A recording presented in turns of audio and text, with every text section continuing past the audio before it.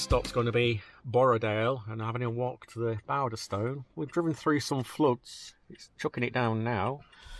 And there's Derwent water. Burst it, well, it's come over the bank, hasn't it?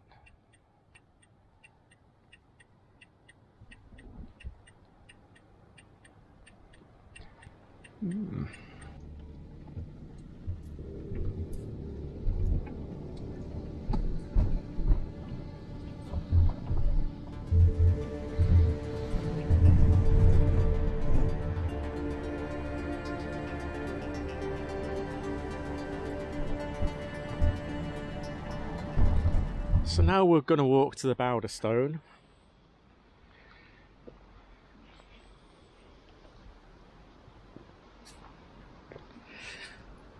One good thing about these floods is the places are nice and quiet.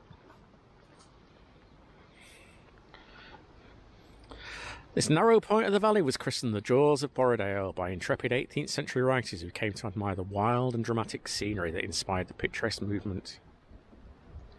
The Bowder Stone itself was turned into a tourist attraction in the 1780s by Joseph Pocklington, who built the house on Derwent Island. He also built the cottages here, installed what Lakes poet Robert Southey describes as an old woman as a guide, and dug a hole beneath the stone for tourists to shake hands with her. But debate continues over whether the stone was left here by a melting glacier or whether it fell from the crags above. But the pioneers of rock climbing cut their teeth by practicing climbing on the Bowder Stone.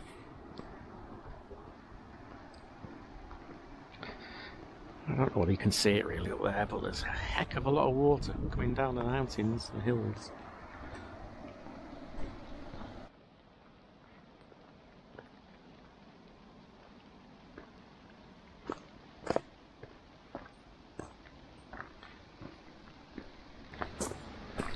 We could have parked there for free. We could.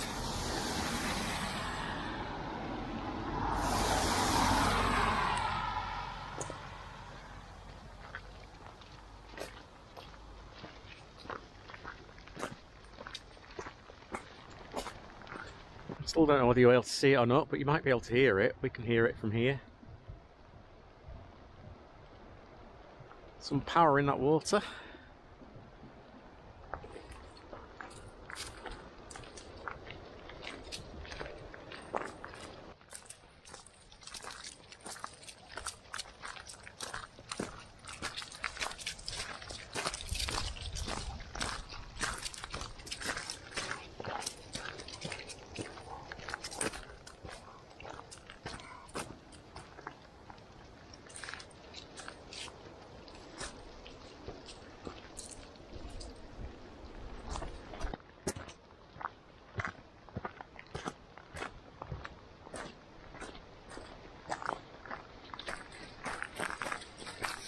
Not the sun you brought. So. Here we are,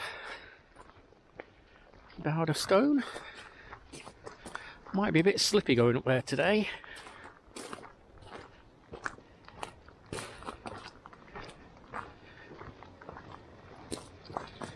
I wonder who's going to attempt it first.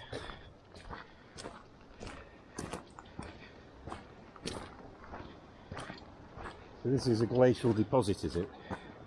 Well, two stories. It's either a glacial deposit or it rolled from the hills, mountains above.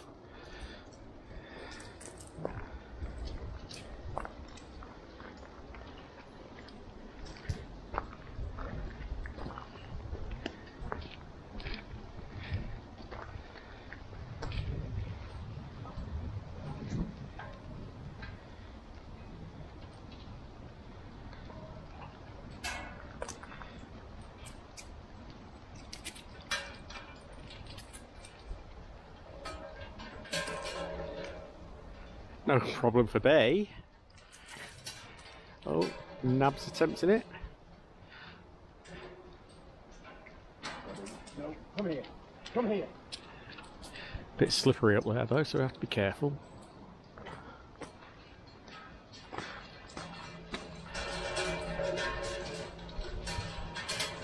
Good boy. Come on, Bay.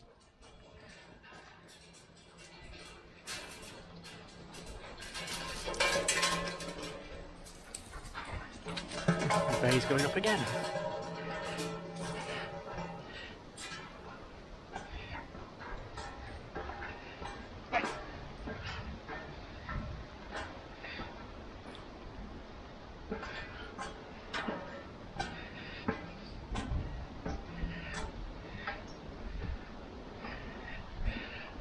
You're rock climbing. You like your rock climbing, don't you? I just don't know what's over the edge there. A drop. Right, come on. I'll go and have a look.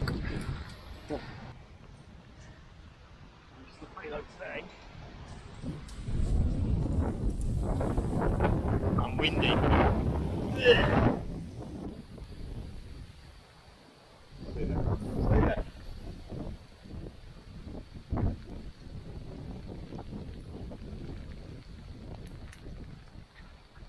Nab.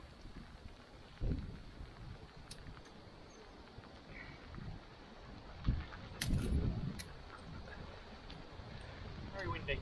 Yeah, I'm wet.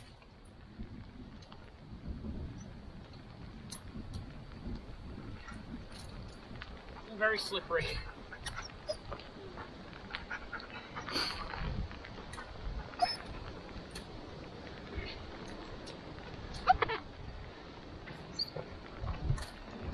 What is over there? Anything? It's just a drop. Down. Want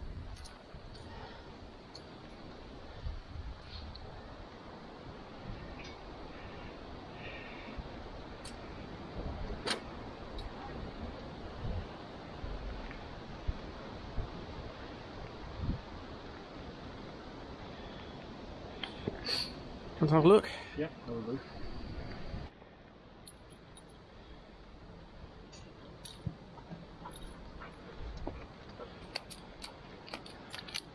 Nab, come here. Nab, come here. Nab, come here. Good boy.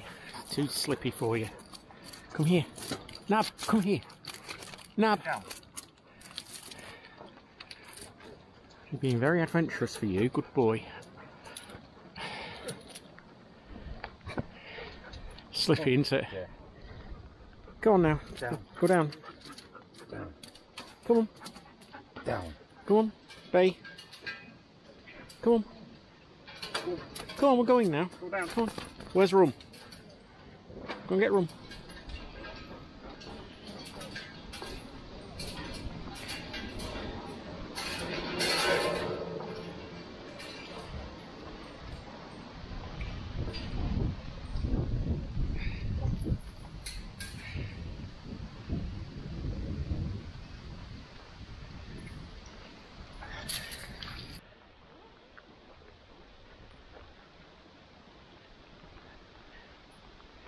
So I presume this was somewhere where the old woman who mentioned earlier would shelter to shake hands with people.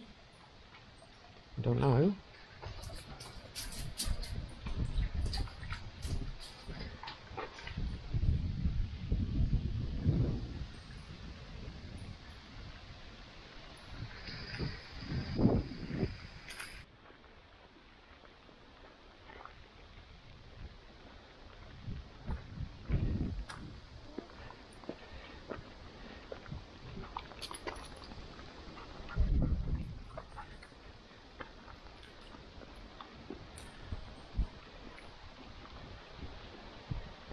I don't remember this one last time I was here. Hey, come on.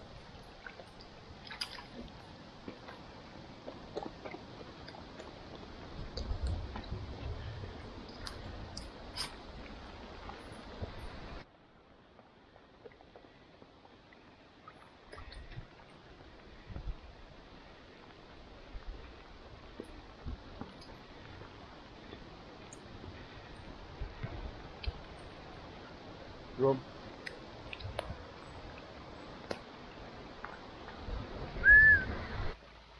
This way.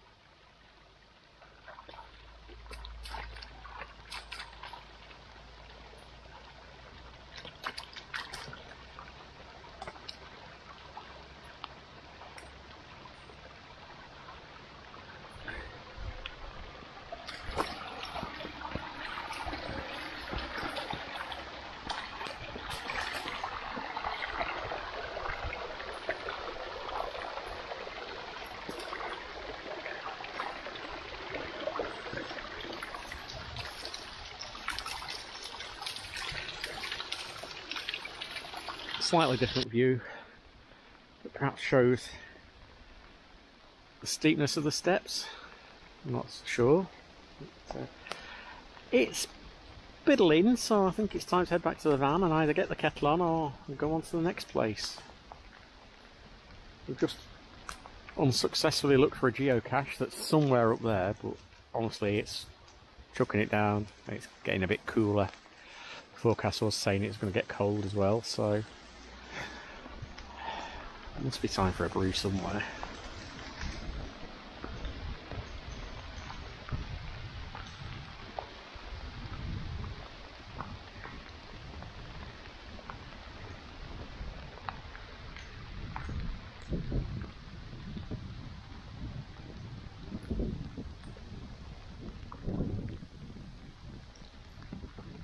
Back to the van. I didn't notice it on the way.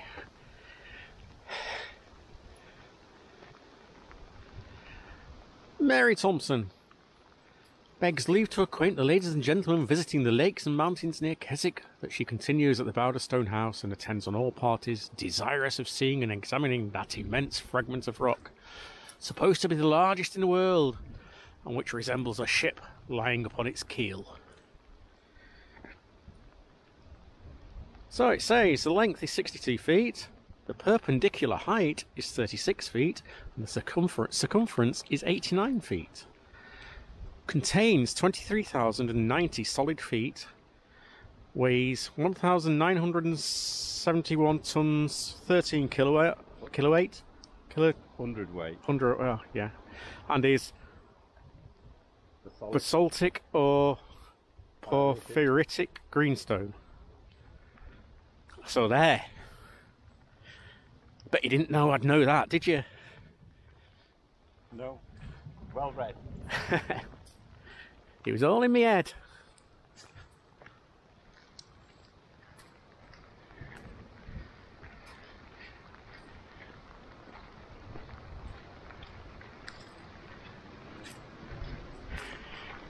Do you fancy having a shake before you get in, dogs? No, I didn't think so.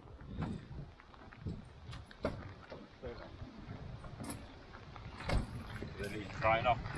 It's not worth it, is it? 20. That's the dogs. Tired and wet. Leaving the Bowder Stone. Next stop, Honister slate mine for a coffee. I'll whack the heating on, try and dry out a little bit. It's going to be like this all weekend though, so we might have trench foot at the end of it.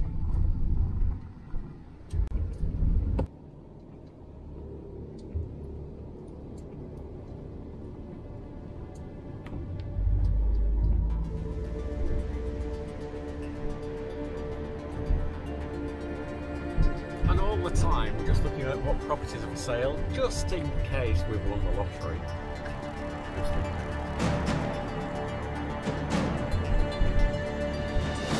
2 miles to the Honister Pass. We're just starting to climb the path now.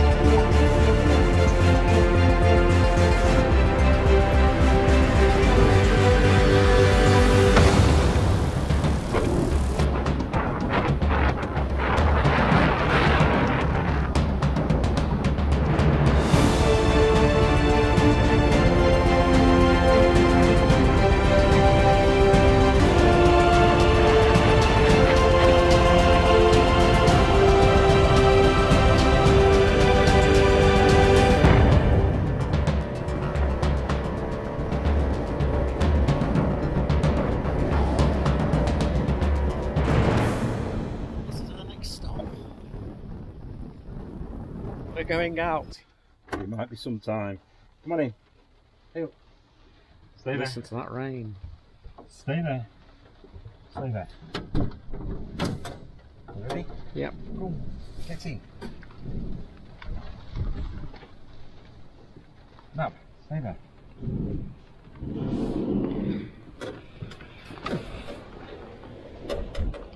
Stay there. Won't be long.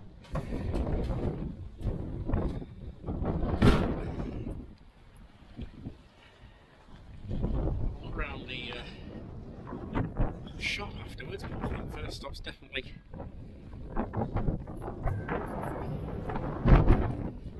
It's breezy. I don't think we'll be finding a park up. Have I already said that? I don't know.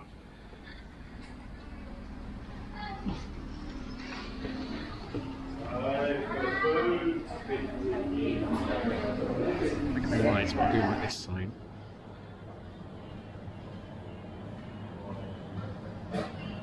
What have we got? What have we got? Rice crispy cake. With, instead of Mars bar or caramel, it's biscuits or something. Spread. Alright. Very nice. And tea. Cup of tea for a change.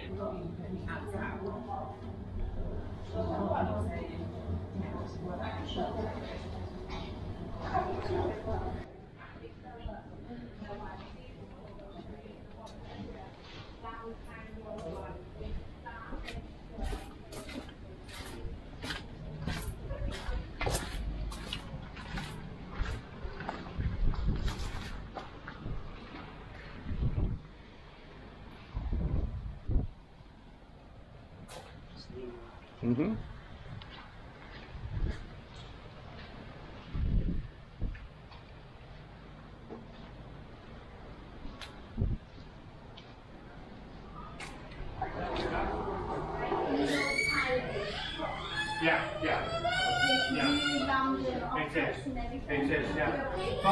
Nice stuff in here.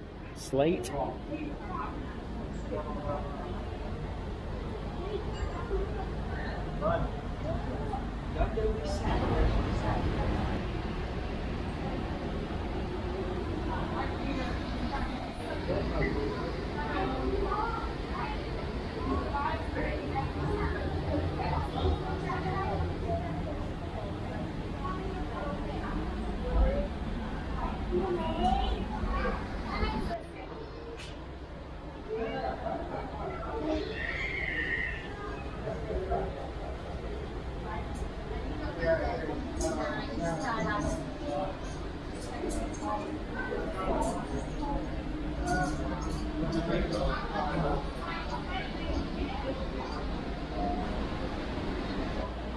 Sorry for the strobing. And here you can actually see them working the slate.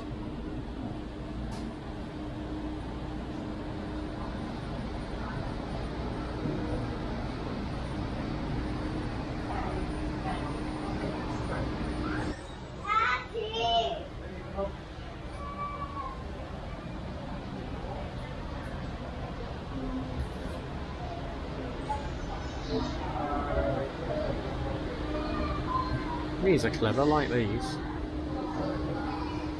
Let's come out of the shop. Wander.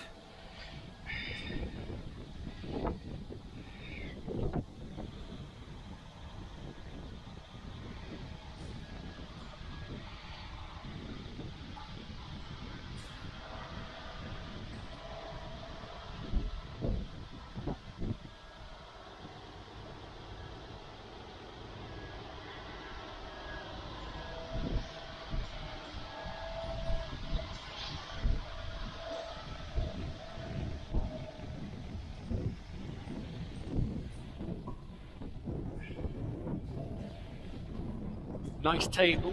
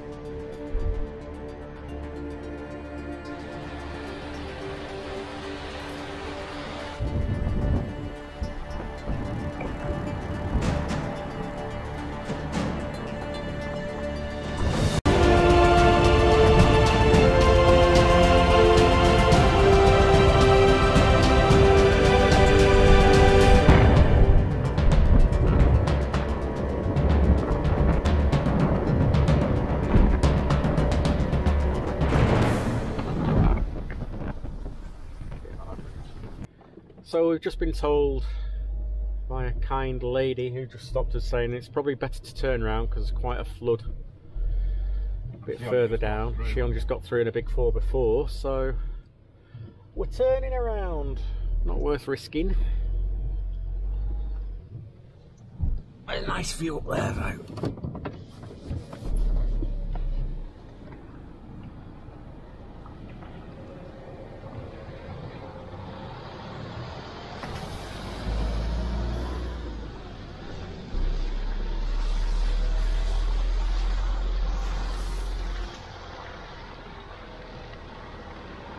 A lot of stone down.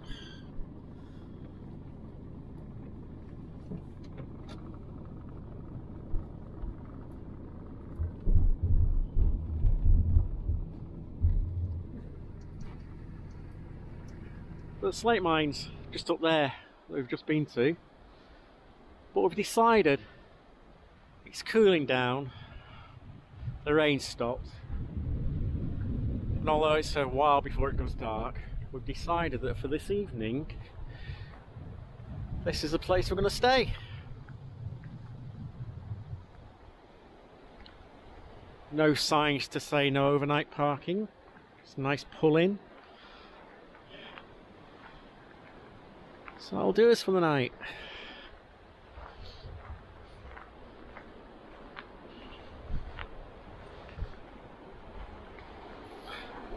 Not sure Nab will be too happy. We can hear this all night.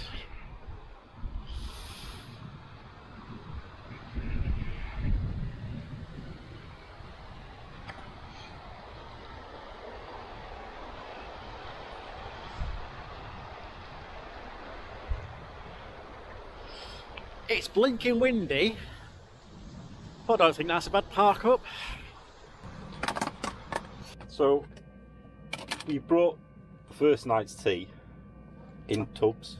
I've brought every night's tea. Every night's tea. But the first night's tea are in tubs, yes. So I got some fish fingers. So I just got them out of the freezer, so they'll be thawed now anyway. Boiled some potatoes at home, which I'm going to chop up, fry. And we've got a nice white bread.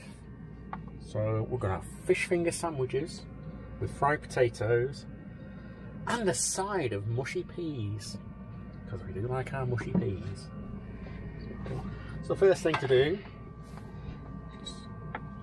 these are only baby potatoes. I'm just going to chop them in half to make them fry easier. I'm going to do it all in one pan as well. So we'll start frying these off, let these cook through, then chuck the fish fingers in, and then when they're cooked, chuck the mushy peas in. Then we shall fish the fish fingers out with our fingers, or not, and put those on bread, and then have the potatoes and the peas on the side. So it's a one pot. It's just a one pot meal, in a big professional pan that we use more than anything these days. Yeah, so nice and simple, really. Nothing over exciting. We can see you now. I've got some light. I'm just using some spray light, which is 1 cal, but used a lot of it, so it's more than 1 cal, just to get things going. So yeah, we're going to do it all. Fry all these first, get these cooked, and then just chuck the peas in. And it'll be a bit of a mush, but it don't matter. So you were saying they might have been better, definitely in the smaller pans? And I think might have been better, yeah, in the smaller original these, because of breaking up when I flip them. Yeah. Broken up. Have you flipped it? Yeah, I did flip it, and that's when they broke, I think. But well, you live and learn, and it'll all go down the same way. I was going to say they all go down the same way, don't they? So it'll be right, taste the same. Add a bit of tomato ketchup, it'll be fine. The bread's buttered ready. Alright. Got the peas to put in a minute or two. Got a bit of a mishmash, but never mind. Just have the peas, we'll not flip these.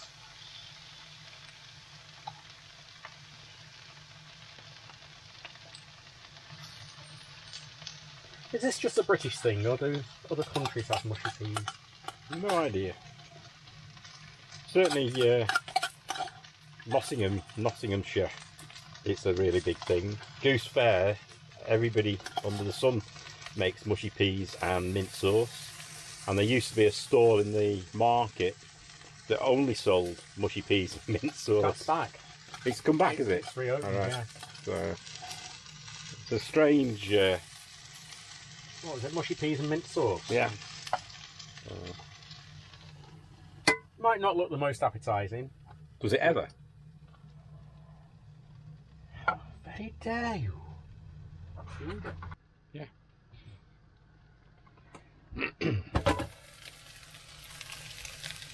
They'll do, won't they? I think that's about done.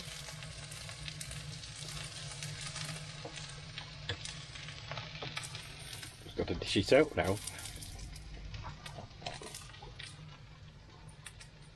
What? I'll let you do that then. Oh, you do.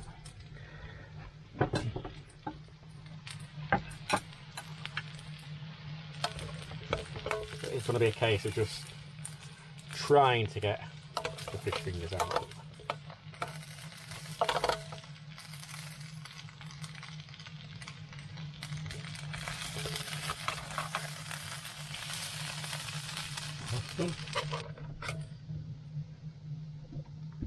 Squash them together.